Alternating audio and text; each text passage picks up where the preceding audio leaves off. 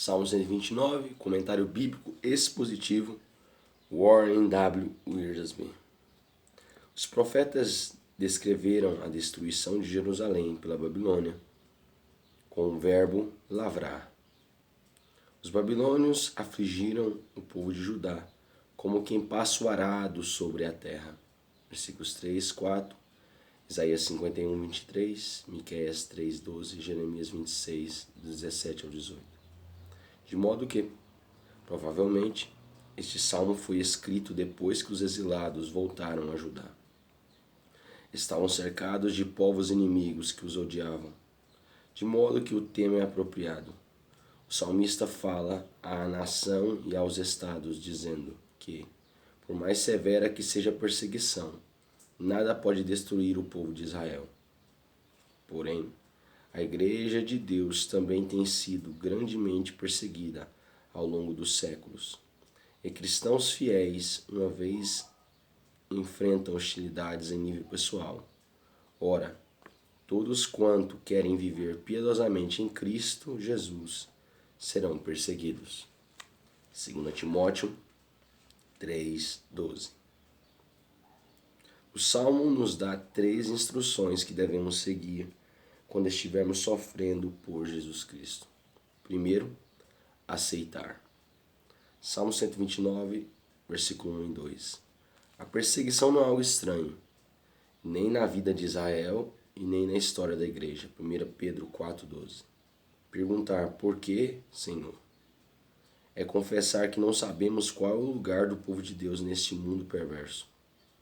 Quando o Senhor chamou Abraão, revelou que alguns abençoariam o povo de Deus, enquanto outros o amaldiçoariam.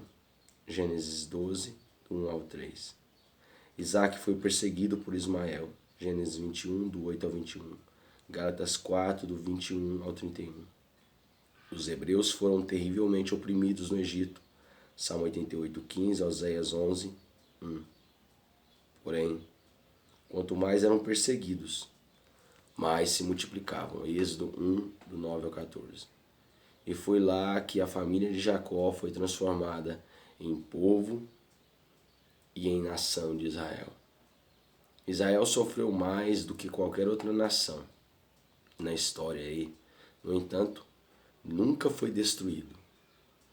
O Egito tentou afogar os hebreus, Êxodo 1, do 15 ao 22. Mas o Senhor afogou o exército egípcio. Êxodo 14, do 19 ao 31. Os assírios tentaram fazer Israel passar fome até se render. Mas o Senhor exterminou o exército assírio. Em Isaías, capítulo 37 ao capítulo 38. Nabucodonosor, governante da Babilônia, tentou queimá-los, mas o Senhor os livrou das chamas. Daniel capítulo 3. Beltesazar blasfemou contra o Deus de Israel e profanou os utensílios sagrados do templo. Mas naquela mesma noite, os medos e persas o mataram. Os conselheiros persas tentaram entregar Daniel aos leões, mas o Senhor o salvou das feras e matou os conselheiros. Daniel capítulo 6. Hitler matou mais de 6 milhões de judeus em suas câmaras de gás, mas sofreu derrota total e, poucos anos depois, nasceu o Estado de Israel. A Igreja de Jesus Cristo passou por perseguições, mas ainda permanece e continuará a existir até que Cristo volte. Mateus 16, 18. O verdadeiro cristão pode identificar-se com o testemunho de Paulo em 2 Coríntios 4, do 7 ao 12. Tratando-se do sofrimento por amor ao Senhor, devemos, em primeiro lugar, aceitar essa aflição por inteiro. Segundo, aproveitar. Salmo 129, versículo 3 e 4. Ao ler esses versículos, podemos quase sentir as lâminas afiadas de um arado.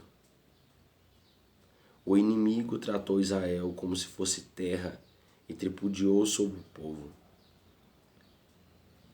Ver Josué 10, 24 e Isaías 51, 23.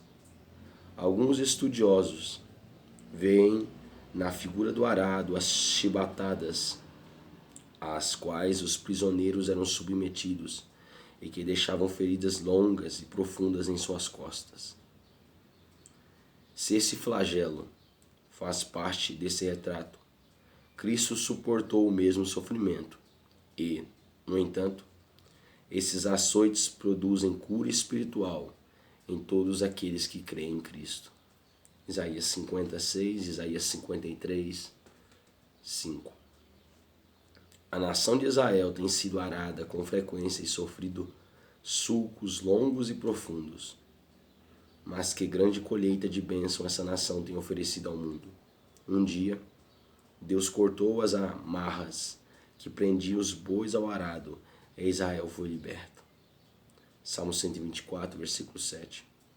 Os exilados voltaram para casa, aperfeiçoados em Deus e mais sábios, pois haviam sentido a dor do arado. Em vez de culparem ao Senhor por sua aflição, confessaram: o Senhor é justo. A figura do arado é bastante apropriada para hoje, pois lembra que é possível haver uma colheita maravilhosa, mas ela depende das sementes que plantamos. O sofrimento em si não produz bênçãos. Se plantarmos sementes de ódio e de ressentimento, a colheita será amarga. Porém, se plantarmos fé, esperança, amor e as promessas preciosas da palavra, então a colheita não trará bênçãos apenas para nós, mas também para outros e glorificará o nome de Deus. 1 Pedro 4, do 12 ao 19. Deus permite que as pessoas nos tratem como o pó da terra e devemos aceitar esse tratamento. Porém, temos o privilégio de transformá-lo, pela graça de Deus, num caráter que honra ao Senhor. Terceiro, entregar ao Senhor. Salmo 129, versículos 5 até o 8. A figura da colheita prossegue, mas passa dos campos para o alto das casas. Os telhados eram planos e feitos de uma mistura de barro e argamassa, madeira e palha. Era fácil sementes carregadas pelo vento caírem no telhado, criarem raízes no solo raso, crescerem depressa e depois morrerem.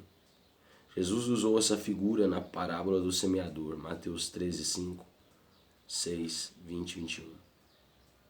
É difícil obter uma boa colheita de uma terra não arada. O salmista pede ao Senhor para que os inimigos de Sião pereçam rapidamente, como o capim inútil que nasce no telhado. O que levaria alguém a odiar o povo de Israel? Trata-se mesmo de ódio ou de inveja? A resposta mais lógica é que Satanás odeia Israel e sempre esteve em guerra com os israelitas. Apocalipse capítulo 12. Satanás também está em guerra com a igreja. João 15, do 18 ao 25, João 17, 14, 1 João 3, 13. Em vez de retribuir o mal com o mal, os israelitas entregaram esse conflito ao Senhor e confiaram que Ele faria justiça a seu povo. Romanos 12, do 17 ao 21. Os segadores israelitas costumavam abençoar uns aos outros enquanto trabalhavam nos campos. Rute 2, 4. Mas os inimigos de Israel não perceberiam bênção alguma, pois estavam se rebelando contra o Deus de Israel. Em primeiro lugar, esses inimigos seriam expulsos e humilhados por não serem capazes de exterminar Israel. Depois secariam com a erva e, por fim, seriam ceifados e queimados como combustível.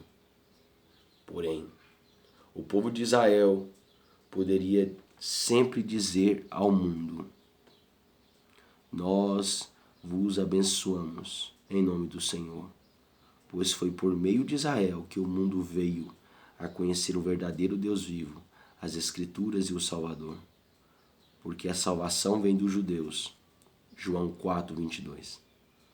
Quando o povo nos trata como o pó da terra, porque pertencemos a Jesus, devemos nos lembrar das instruções básicas deste salmo e aceitar o sofrimento, aproveitar a oportunidade contida nele e entregar os frutos, toda a glória ao Senhor.